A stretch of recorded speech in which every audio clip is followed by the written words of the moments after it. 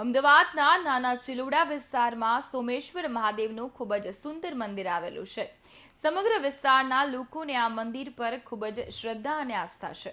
મંદિરના સોમેશ્વર મહાદેવ સેવા ટ્રસ્ટ દ્વારા અનેકવિધ અહીંયા ખૂબ જ આયોજનબદ્ધ ધાર્મિક ઉત્સવો તથા સામાજિક, શૈક્ષણિક અને આરોગ્યલક્ષી પ્રવૃત્તિઓનું આયોજન કરવામાં આવે છે.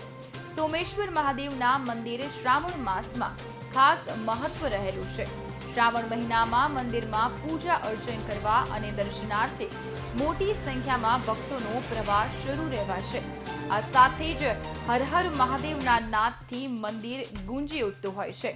સોમેશ્વર મહાદેવના મંદિરમાં મહાઆરતીનું આયોજન કરવામાં આવ્યું હતું. મહાઆરતીમાં સાંસદ હસમુખ પટેલે આરતી ઉતારી ધન્યતા અનુભવી હતી.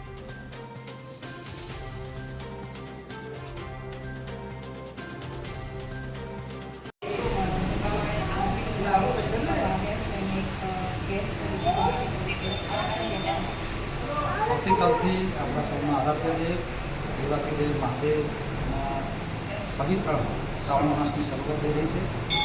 સદનસીબે લગભગ 72 વર્ષ પછી એવો સંજોગ આવ્યો છે કે એમાં સોમવાર છે અને પવિત્ર શ્રાવણ માસની શરૂઆત છે. અહીંયા નાના ચિલોડા વિસ્તારની સોમેશ્વર મહાદેવના સૌ વહીવટકર્તાઓ સાથે મળીને અહીંયા સ્થાપના થઈ ત્યારથી નિયમિત ધોરણે અલગ અલગ કાર્યક્રમો કરીને માત્ર ધાર્મિક કાર્યક્રમોની પરંતુ સામાજિક એકલાસ અને સામાજિક એકતાનું અને અન્ય સેવાના કાર્યો પણ આખી ટીમ કરી રહી છે. એના માટે આપી ખૂબ અભિનંદન આપું છું અને મને સદભાગ્યે આ ટીમ સાથે વર્ષોથી કામ કરવાનો મોકો મળ્યો છે. એના માટે પણ હું પરમ કૃપાળુ પરમાત્માનો આભારી છું. પરમ કૃપાળુ પરમાત્મા સૌનું ભલું કરે અને આ શ્રાવણ માસની અંદર બધા જ ભક્તિમય થઈને ઉપાસના કરે અને મનુષ્ય જીવનનો મુખ્ય જે ઉદ્દેશ છે પરમ કૃપાળુ પરમાત્માને પ્રાપ્ત કરવાનો એ ઉદ્દેશ સફળ થાય એવી શુભકામનાઓ આપું છું.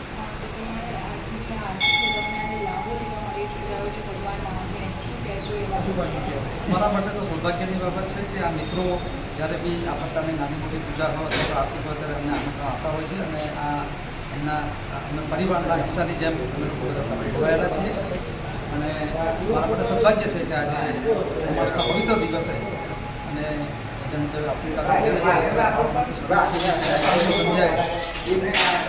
પરમાત્માની આરતી પૂજા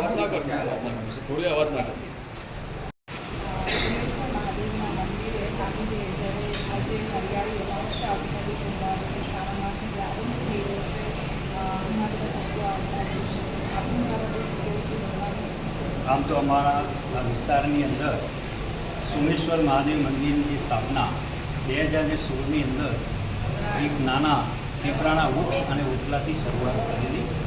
ત્યાર પછી ક્રમશઃ જે વિસ્તારમાં લોકોનો વસવાટ વધતો ગયો એમ મંદિરનો પણ ધીરે ધીરે વિકાસ થતો ગયો. 2017માં એનાથી થોડુંક વિકાસ કરીને મોટું મંદિરનું નિર્માણ કર્યું.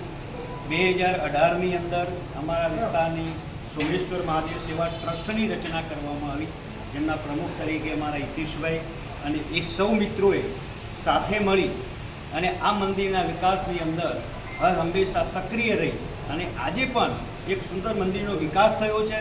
સાથે સાથે ધાર્મિક પ્રવૃત્તિ તો મંદિરની અંદર ખૂબ થઈ રહી છે.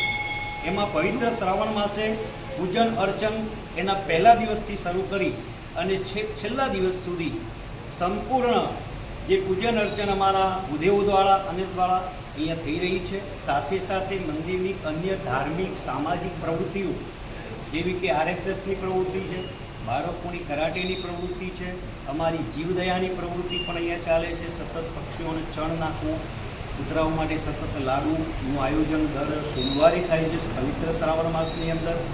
સાથે સાથે શુદ્ધ પીવાના પાણીની પણ સુંદર અહીંયા વ્યવસ્થા કરવામાં આવી છે. સિનિયર સિટીઝનો બેસી શકે એવી પણ સુંદર વ્યવસ્થા મંદિરની અંદર કરવામાં આવી છે. એવા અનેક કાર્યો મંદિરના વિકાસ સાથે થયા છે અને આજે પણ થઈ રહ્યા છે વિકાસના કાર્યો. જસુભાઈ તો અમારા સાક્ષી છે.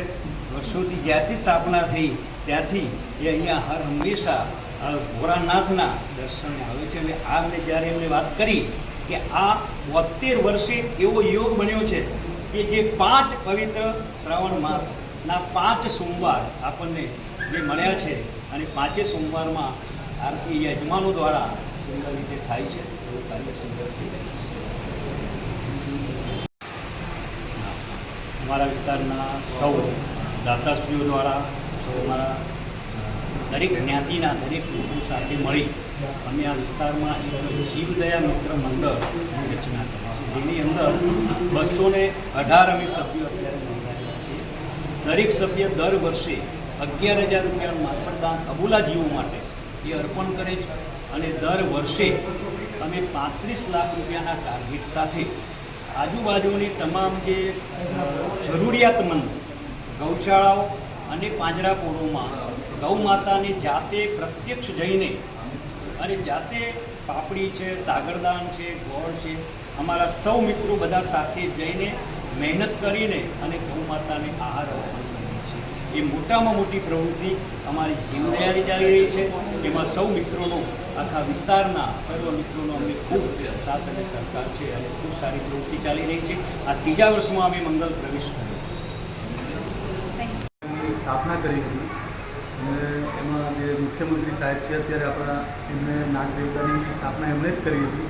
એ પછી ગુજરાત સરકારના ઘણા મોટા નેતાઓ, સારા સારા મહારાજ, ભક્તો આ મંદિરે રેગ્યુલર આવે છે બધા. અને જ્યારે પણ અમારે અમાસની આરતી હોય ત્યારે 2,000 થી 5,000 લોકોનો ભક્તોનો મેળો હોય અને ખૂબ સુંદર રીતે આરતી કરવામાં આવે અને બધા લાભ લેતા હોય છે.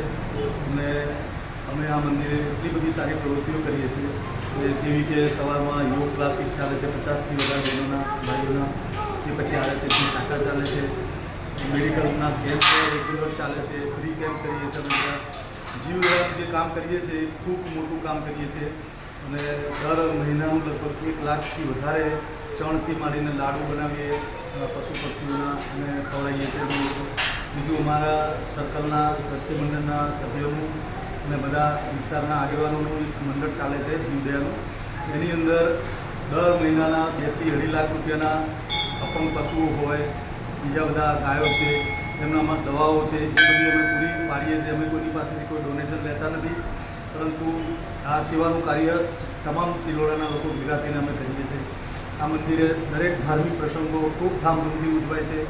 એ સિવાય બાળકોના રમતગમતના, ગાયત્રી પરિવારના પ્રોગ્રામો, પછી 24 કલાક ગરમ ઠંડુ પાણી વિસ્તારના જે ડ્રાઈવરો હોય, નાના પીડિયાઓ હોય, એ લોકો માટે હોય છે અમારે. અને આ મંદિરની પ્રતિષ્ઠા પણ ખૂબ સારી છે. ખૂબ સારી રીતે બધા કાર્યક્રમો અમે ઉજવીએ છીએ.